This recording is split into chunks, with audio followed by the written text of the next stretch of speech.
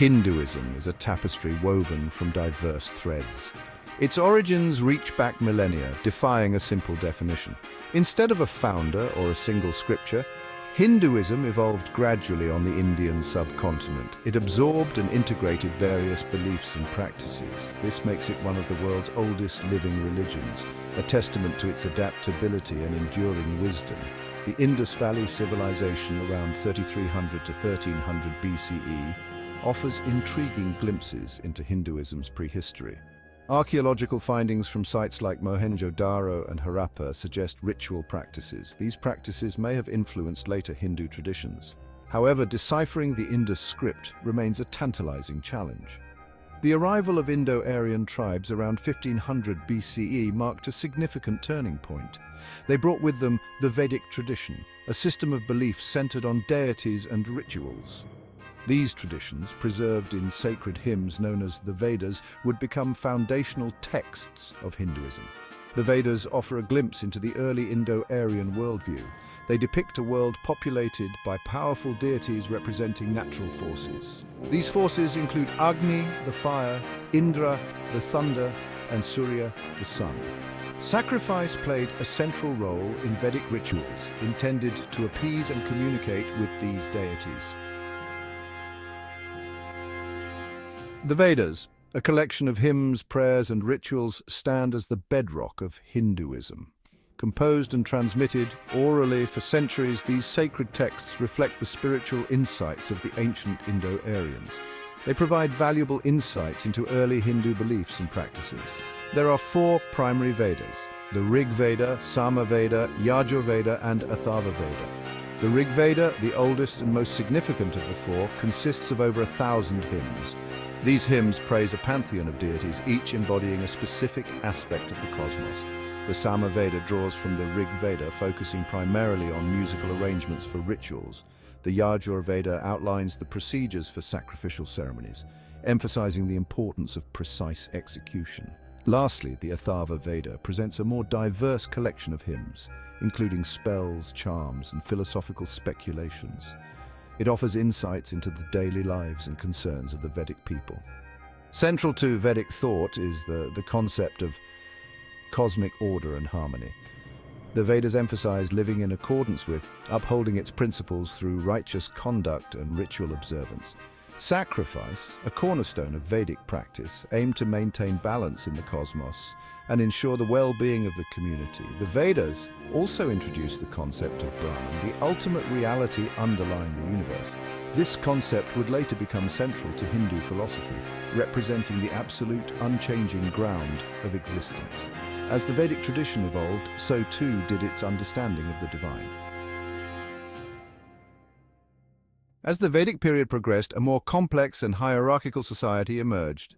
This shift coincided with the development of Brahmanism, a system that emphasized the authority of the Brahmins, the priestly class. The Brahmins played a crucial role in interpreting and officiating the increasingly elaborate Vedic rituals. Their knowledge and expertise granted them a position of power and influence. Brahmanism saw the codification of the Vedic hymns and the development of complex rituals. These rituals, often requiring specialized knowledge and elaborate preparations, became central to religious life. The Brahmanas, a body of texts composed during this period, provided detailed instructions for performing these rituals. They emphasized the importance of meticulous execution and the potential consequences of errors. The concept of Brahman, first encountered in the Vedas, gained prominence during the Brahmanical period. It came to represent the ultimate reality, the unchanging essence underlying the universe's multiplicity. The Upanishads, a collection of philosophical texts that emerged towards the end of the Vedic period, explored the nature of Brahman and its relationship to the individual soul, or Atman. Brahmanism also saw the development of the caste system, a social hierarchy that divided society into four main groups: Brahmins, the priests and scholars; Kshatriyas, the warriors and rulers; Vaishyas, the merchants and farmers; and Shudras, the laborers. This system, while originally intended to maintain social order, would later become a source of social stratification and inequality. Section 4. The Gupta Golden Age, Consolidation and Change. The Gupta Empire, around 320 to 550 CE, marked a period of significant cultural and intellectual flourishing in India. This era witnessed a consolidation of Hindu traditions and the emergence of new ideas and practices. The Guptas, patrons of art, literature and scholarship, fostered an environment conducive to religious and philosophical inquiry. During the Gupta period, Hinduism underwent a process of synthesis and systematization. The epics of Ramayana and Mahabharata, already popular oral traditions, were compiled and codified into their present forms. These epics, rich in mythology and moral teachings, became central to Hindu identity and belief. The Bhagavad Gita, a philosophical dialogue embedded within the Mahabharata, gained particular prominence. It explored themes of duty, devotion, and the nature of reality. The Gupta era also saw the rise of devotional cults centered on personal deities, particularly Vishnu and Shiva. These deities, already present in the Vedic pantheon, gained new prominence and became objects of fervent worship. The development of temple architecture and iconography further facilitated this shift towards devotionalism. While the Gupta period witnessed a consolidation of Hindu traditions, it also saw the emergence of challenges to Brahmanical orthodoxy. Buddhism, which had gained considerable influence in the preceding centuries, continued to thrive.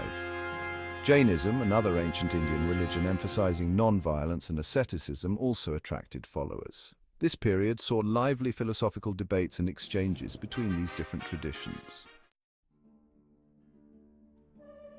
Section 5. Bhakti, the path of devotion. By the early medieval period, a powerful new current began to sweep through Hinduism, the Bhakti movement. This movement, emphasizing intense personal devotion to a chosen deity, transformed the religious landscape of India. It democratized access to the divine, offering a path to salvation accessible to people of all castes and backgrounds. Bhakti, meaning devotion or loving surrender, shifted the focus from elaborate rituals to the cultivation of an intimate relationship with the divine. Bhakti poets and saints, often wandering mystics and musicians, transcended social barriers with their ecstatic hymns and teachings. They emphasized the importance of love, faith, and surrender as pathways to spiritual liberation. The Bhakti movement found expression in various regional languages, making its teachings accessible to a wider audience. Prominent Bhakti saints like Kabir, Mirabai, and Surdas composed soul-stirring verses that resonated with people from all walks of life. Their poetry celebrated the divine in its various forms, emphasizing the universality of love and devotion. The Bhakti movement had a profound impact on Hindu thought and practice. It challenged the rigid hierarchies of the caste system, emphasizing the equality of all souls before God. Bhakti also led to the development of new devotional practices, including congregational singing, pilgrimage, and the construction of magnificent temples dedicated to specific deities. Section 6. Schools of Thought, Diverse Visions of the Divine. Hinduism, far from being monolithic, encompasses a multitude of philosophical schools and theological perspectives. These schools, while sharing common ground in the Vedas and other core texts, offer diverse interpretations of the nature of reality, the divine, and the path to liberation. Advaita Vedanta, championed by the philosopher Shankara around the 8th century CE, posits the non-dual nature of reality. It asserts that Brahman, the ultimate reality, is one without a second, and that the individual soul, or Atman, is ultimately identical to Brahman. Advaita Vedanta emphasizes the pursuit of jnana, or knowledge, as the means to realize this non-dual truth and achieve liberation from the cycle of birth and death. Vishishtadvaita Vedanta, propounded by Ramanuja around the 11th century CE, presents a qualified non-dualism. It maintains that while the individual soul and the world are ultimately part of Brahman, they retain a distinct identity within this unity. Vishishtadvaita emphasizes bhakti, or devotion, as the path to liberation, culminating in a state of eternal blissful service to God. Dvaita Vedanta, advocated by Madhva around the 13th century CE, emphasizes the dualistic nature of reality. It posits a fundamental difference between the individual soul, or jiva, and God, or Vishnu, who is seen as the supreme object of devotion. Dvaita Vedanta stresses the importance of bhakti and the performance of one's prescribed duties as pathways to liberation. Shaiva Siddhanta, a prominent school within Shaivism, focuses on the worship of Shiva as the supreme deity. It emphasizes the role of divine grace in achieving liberation and highlights the importance of practices like yoga and meditation. Sri Vaishnavism, a major tradition within Vaishnavism, centers on the worship of Vishnu and his incarnations, particularly Rama and Krishna. It emphasizes bhakti and surrender to God as the means to attain moksha or liberation. Sri Vaishnavism played a significant role in the bhakti movement, inspiring numerous poets and saints.